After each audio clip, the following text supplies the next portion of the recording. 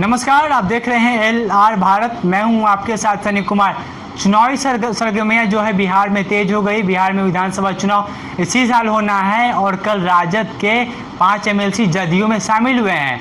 क्यों शामिल हुए, इसको लेकर हमने बातचीत करने की कोशिश की जदयू के प्रवक्ता राजीव रंजन से। तो क्या कुछ बता रहे हैं उन तमाम 5 MLC के बारे में और क्यों पार्टी कमजोर हो रही है, राजद किसको लेकर क्या कुछ बोले राजीव रंजन, आइए सुनिए उन्हीं की जुबानी। सर, तो राजद के 5 MLC आप में शामिल हुए हैं और इस पर आरोप लगा रहा विपक्ष की नीतीश कुमार 3 महीने तक घर में बैठे हुए थे और एक प्लानिंग करते किस तरीके से राजद को तोड़ा जाए। इस पर क्या कहना आपका? अब अपना घर वो नहीं बचा पा रहे हैं तो हम लोग क्या कर सकते हैं।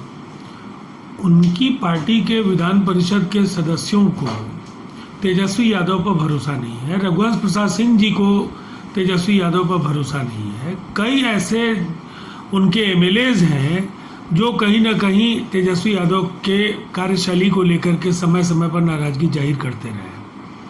मैं नहीं समझता हूँ कि इसमें जनता दल यूनाइटेड को या बिहार के मुख्यमंत्री नीतीश कुमार जी को कुछ करने की जरूरत है। अगर उनकी पार्टी टूट रही है, उनके गठबंधन के सहयोगी उनको आंखें दिखा रहे हैं, तो ये उनको तय करना है कि खुद को सुधारेंगे या इसी तरह से चुनाव के पहले खत्म हो जाएंगे।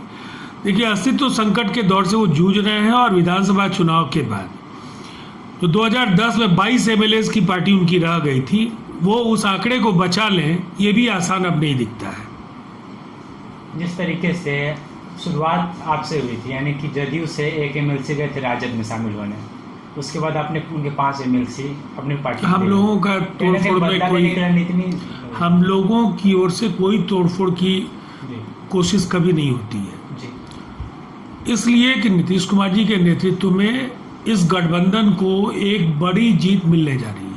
कहीं ना कहीं राजद बोल रहा है कि भाजपा से अपनी स्थिति मजबूत करने के लिए MLC को आपने तोड़ा है, यानी कि भाजपा से आपकी कंपटीशन हो रहा है विधान परिषद में। आगे हम लोग की और मदद करें, बचे हुए जो उनके कुछ लोग हैं उनको भी भेज दें।